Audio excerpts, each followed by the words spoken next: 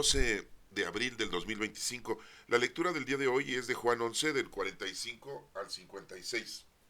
En aquel tiempo, muchos de los judíos que habían ido a casa de Marta y María, al ver que Jesús había resucitado a Lázaro, creyeron en él. Pero algunos de entre ellos fueron a ver a los fariseos y les contaron lo que había hecho Jesús. Entonces, los sumos sacerdotes y los fariseos convocaron al Sanedrín y decían: ¿qué será bueno hacer? Ese hombre está haciendo muchos prodigios. Si lo dejamos seguir así, todos van a creer en él. Van a venir los romanos y destruirán nuestro templo y nuestra nación.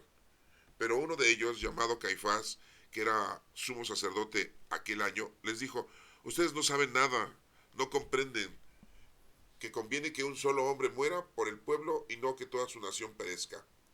Sin embargo, esto no lo digo por sí mismo, sino que siendo sumo sacerdote aquel año, profetizó que Jesús iba a morir por la nación, y no solo por la nación, sino también para congregar en la unidad a los hijos de Dios que estaban dispersos. Por lo tanto, desde aquel día tomaron la decisión de matarlo. Por esta razón, Jesús ya no andaba públicamente entre los judíos, sino que se retiró a la ciudad de Efraín, en la región contigua al desierto, y ahí se quedó con sus discípulos. Se acercaba la Pascua de los judíos y muchos de las regiones circunvecinas llegaron a Jerusalén antes de la Pascua para purificarse. Buscaban a Jesús en el templo y se decían unos a otros: ¿qué pasará? ¿No irá a venir para la fiesta de la Pascua? Esta es palabra de Dios. Honor y gloria a ti, Señor Jesús. Bueno, pues aquí tenemos un relato histórico en el que nos está presentando una situación conflictiva en la que la nación, principalmente el Sanedrín, principalmente los líderes, pues estaban tomando una decisión. Ya habían llegado a un resolutivo: acabar con nuestro Señor Jesucristo. Y muy claramente lo dice aquí, que pues si llega el momento en que los romanos se den cuenta de que Jesucristo pues jala mucha gente y que es un líder y que lo están proclamando rey, pues iba a perecer el Sanedrín, iban a aparecer los dirigentes, y luego les empezó a dar miedo de eso. Y no solo eso, ellos ponían el pretexto de decir: si perecemos nosotros, también todo el pueblo va a perecer. De todas maneras, eso ocurrió en el año 70 de nuestra era, cuando el emperador romano Tito destruyó el templo, el segundo templo de Jerusalén, que hasta hoy en día no lo han podido todavía reconstruir. Bueno, pero vamos a internarnos en la lectura para darle pues explicación y darnos cuenta de puntos importantes. Es Juan 11 del 45 al 56.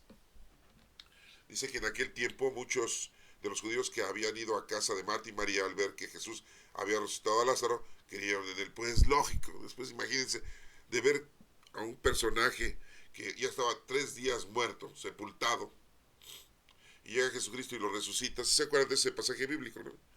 Recuerden que estaban en Betania y eran hermanos. Era Simón, Lázaro, le decían el leproso, y estaba su hermana Marta y María, y eran amistades de Jesucristo.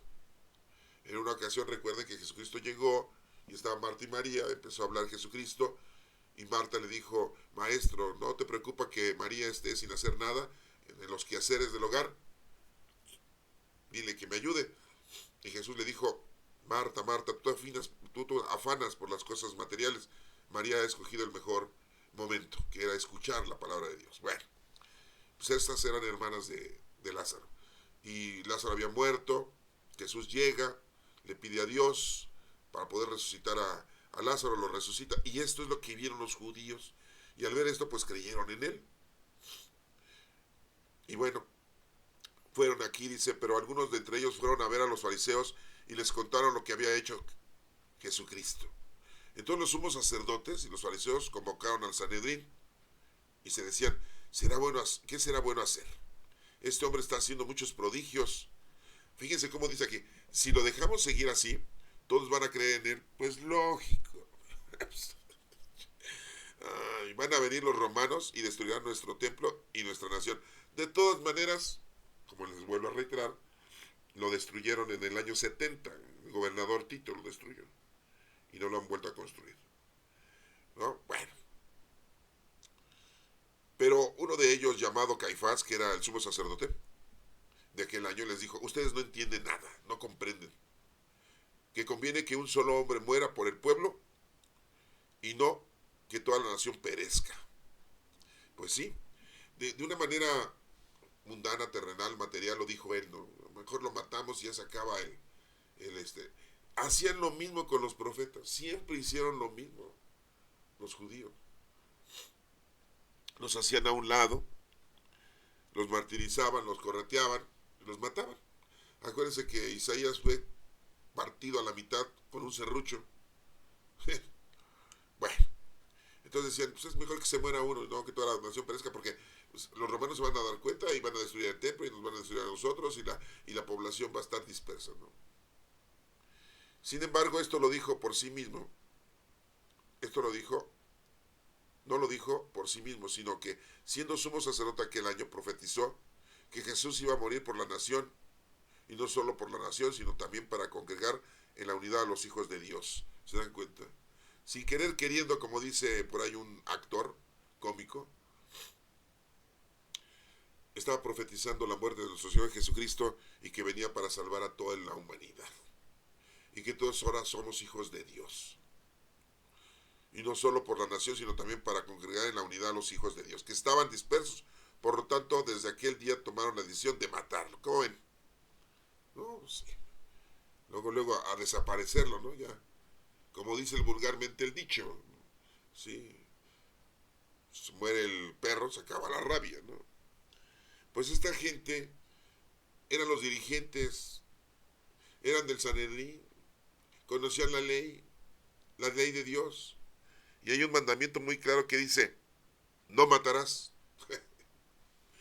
Y no les importó la ley de Dios. Ellos la aplicaron a su manera, ¿no? Hay que matarlo, según ellos, para el bien de ellos y del pueblo.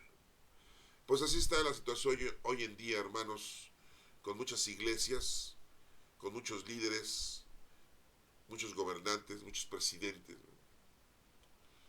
Quitan de un lado a aquellos que se oponen a sus conveniencias, los mandan matar. Digo, no les voy a decir ejemplos, ¿no? Porque ustedes han de conocer muchísimos, ¿no? Muchísimos ejemplos, pero bueno.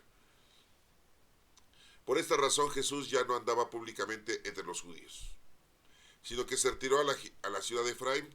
La ciudad de Efraín está en la parte del medio del pueblo del país de Israel, en aquel entonces, en la zona de Samaria, estaba el pueblo de Efraín. Estaba a 21 kilómetros de Jerusalén. No estaba cerca, es bastante lejos, 21 kilómetros. ¿Sí? Por ejemplo, el pueblo de Maús estaba a 12 kilómetros de Jerusalén, el pueblo de Maús, y se la aventaban caminando, ¿eh? No, si no había necesidad que hicieran ejercicio, que fueran al gym, con que se aventaran esas caminatas diarias, ya habían hecho su ejercicio. Sí, no, acuérdense que el caminar es uno de los ejercicios muy benévolos para el cuerpo humano, también la natación. Bueno, pues el pueblo de Efraín estaba como a 21 kilómetros de Jerusalén. Y ahí se quedó Jesucristo con sus discípulos. Ya no andaba públicamente. Y mucha gente, pues lógico que iba a la Pascua, iba a Jerusalén, y llegaban antes para purificarse. Hacían sus purificaciones con agua y sus ritos judaicos, ¿no?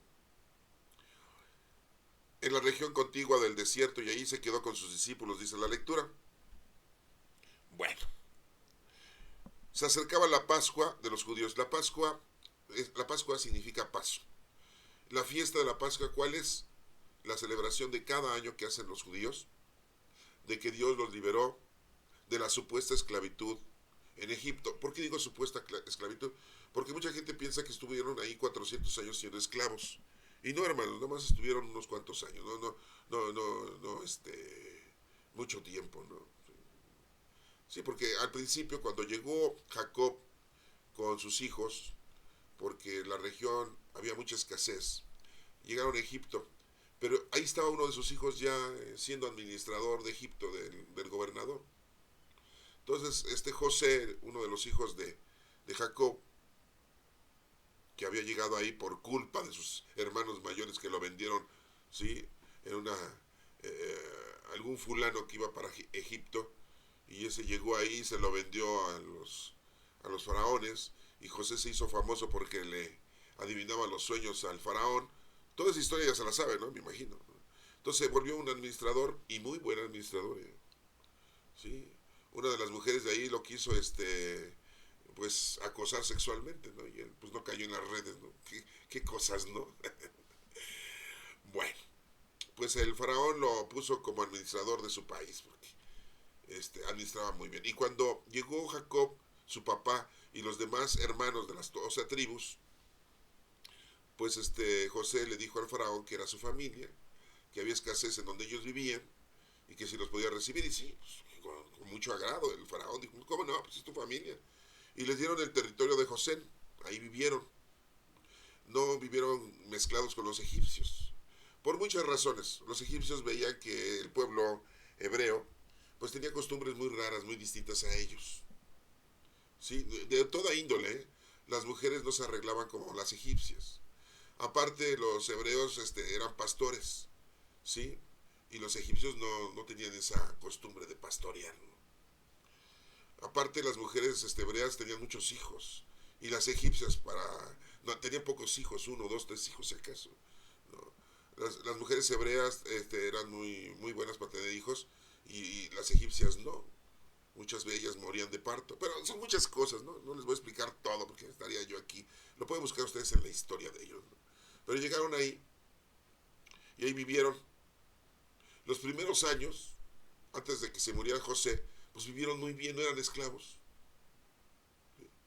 Ya después, cuando se muere José, se muere el faraón, hereda el faraón a su hijo, y su hijo crece, y siguen ahí, pues, el hijo del faraón, pues le tenía buen lid a los hebreos, ¿no? Pues, eran buenos trabajadores y buena compañía, ¿no? Trabajadores, dije, en aquel entonces. Pero ya se muere también ese faraón, y queda el otro faraón, ya el nieto del primer faraón, por decirlo así, y pues ya empezó a ver mal a los hebreos, ¿no? Decían, híjole, estos hebreos se están multiplicando, ¿sí? Porque les digo que las mujeres hebreas eran buenas para tener muchos hijos. Y decían, ¿qué tal si un día estos hebreos se unen con nuestros adversarios contrarios, se alían con ellos y son capaces de invadirnos y acabar con nosotros, y se quedan con Egipto? Entonces por eso los empezaron a esclavizar. Pero bueno, esa es una historia, ¿no? Ustedes la pueden investigar. Les comento todo esto porque les digo, estuvieron ahí, y cuando Dios manda a Moisés para liberarlos de la esclavitud, que les digo, no pueden ser los 400 años, han sido 300 o 250, y no lo sabemos con exactitud. Los fue a liberar Moisés por orden de nuestro Padre Dios, y cuando los saca de Egipto, ¿sí? Los lleva y cruzan el mar. ¿Se acuerdan toda esa historia? Yo creo que ya han visto hasta la película, ¿no? ¿Sí? Bueno. Y los ayuda Dios, los libera. Y el faraón que estaba en ese entonces, pues ya era uno de los descendientes lejanos del primer faraón que tuvo buena consideración a José por ser su buen administrador. Esa fiesta la celebran cada año los judíos y se llama Pascua, que es Paso. Pues es la fiesta que iban a celebrar en ese entonces, en la época de nuestro Señor Jesucristo. Y Jesucristo pues no llegaba ahí porque sabía que lo querían arrestar y matar, ¿no? Se acercaba la Pascua de los judíos, y muchos de las regiones circunvecinas llegaron a Jerusalén antes de la Pascua para purificarse, sus tradiciones, ¿no? Y buscaban a Jesús en el templo. ¿Dónde anda Jesús? No decían dónde anda el Hijo de Dios, no, Jesús, el profeta, ¿no? Jesús, el de Nazaret, ¿no? Porque pensaban que era de Nazaret, pues en realidad era de Belén, pero no sabían, ¿no? Buscaban a Jesús en el templo y se decían unos a otros, ¿qué pasará? ¿No irá a venir para la fiesta? Pues todos tienen que ir, ¿no?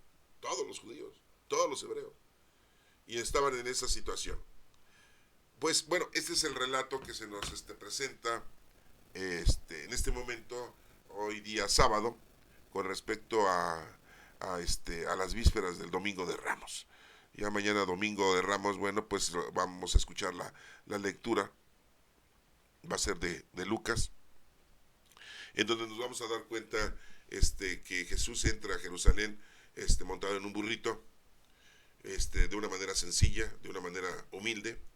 Le tienden sus mantos, Mucha gente lo sigue, mucha gente lo victorea, porque lo ven como un gran profeta, como un gran líder.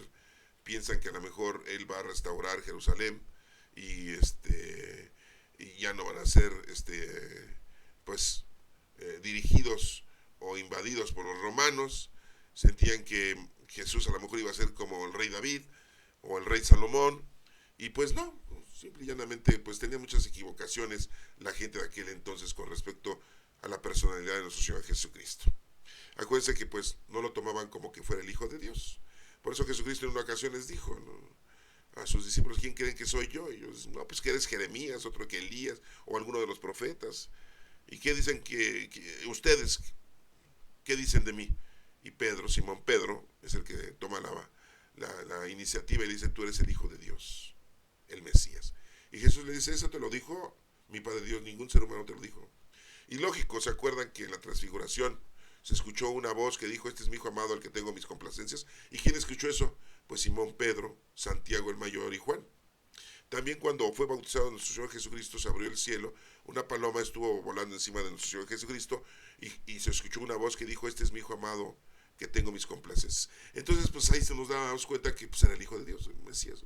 Son los dos relatos que tenemos muy claros en donde se menciona que Jesús era el Hijo de Dios. Y Pedro pues lo escuchó en la transfiguración, en el río Jordán, cuando fue bautizado Jesucristo, pues lo escuchó Andrés y Felipe, que andaban juntos los dos, ¿sí? Y fueron y se lo comunicaron a Simón Pedro y a los demás discípulos, ¿sí?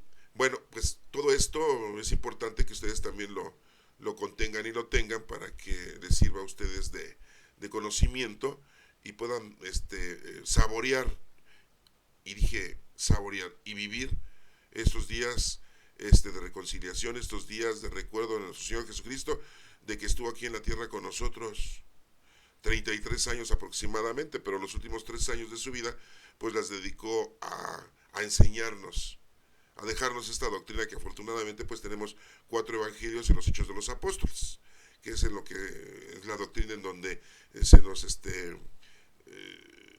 enseña exactamente lo que Jesucristo quiere que aprendamos. Acuérdense que venimos a conocer, amar y servir a Dios. No venimos a otra cosa, ¿eh? Sí, puedes tú disfrutar lo mundano, terrenal y material, pero lo principal es la vida espiritual. Y el mandamiento nuevo que nos dejó nuestro Señor Jesucristo, que es amar a Dios sobre todas las cosas y a tu prójimo como a ti mismo. Espero que mañana domingo demos inicio a vivir esto con un poquito más de meditación, con más acercamiento a Dios, y puedas tú irlo disfrutando, porque todo esto es para disfrutar, ya que nuestro Señor Jesucristo dio la vida por nosotros. Dicen unos: ¿cómo que dio la vida por nosotros? Pues sí, porque nos dejó la doctrina, nos dejó la enseñanza, el conocimiento. Si no, no conociéramos nosotros a Dios. Entonces es muy importante agradecerle a nuestro Señor Jesucristo. Una de tantas cosas que nos dejó, otras que nos enseñó a orar a nuestro Padre Dios, otras es que nos dejó al Espíritu Santo, ¿sí? Otra es que pues nos hizo ser hijos de Dios, ¿sí? Y herederos de la gloria. Otra es que nos dejó las cosas muy sencillas: amar a Dios sobre todas las cosas y a tu prójimo como a ti mismo. Nos enseñó cómo tenemos que hacerle el bien a los demás, con muchos pasajes bíblicos, ¿sí? Nos enseñó cómo debemos de ahuyentar al maligno de nuestras vidas, ¿sí? Porque tenemos lo bueno y lo malo dentro de nosotros, tenemos que ir quitando lo malo durante toda nuestra vida. Muchas cosas nos enseñó nuestro Señor Jesucristo, y nos dejó muchas cosas. Nos dijo cómo iban a pasar las cosas en el futuro, ¿sí? Y que Él va a regresar.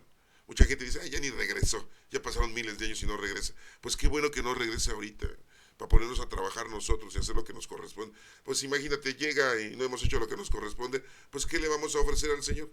Ay, llegaste rápido, Señor, no me diste tiempo de trabajar. Ay, sí, no, qué fácil. Sí, no, ya saben cómo somos buenos para poner pretextos, y nosotros los mexicanos somos peores, ¿sí? Siempre ponemos pretextos para todo. Si hay alguien que lo haga, pues que lo haga. Sí, no, ya saben que así somos, ¿sí? Somos unos holgazanes, unos baquetones, ¿sí? Siempre andamos buscando lo fácil. Y la delincuencia hoy en día, pues así es, ¿no? Siempre anda buscando lo fácil para llenarse de poder y de dinero, ¿no? Y no hacer las cosas lógicas y justas. Y como les digo, hay mucha gente que dice: ay, no ha venido, ya tiene muchos miles de años, ya ni va a venir, es pura mentira. Pero cuando venga, ahí se les va a caer su carota, ¿no? Pero no, el Señor va a venir cuando Él decida venir. Hermanos, espero que esto les sirva. Mañana es Domingo de Ramos, disfrútenlo también, y consecutivamente los demás días, lunes, martes, miércoles, el jueves, sí, el viernes, el sábado y el otro domingo de mañana en 8, que es el domingo de resurrección.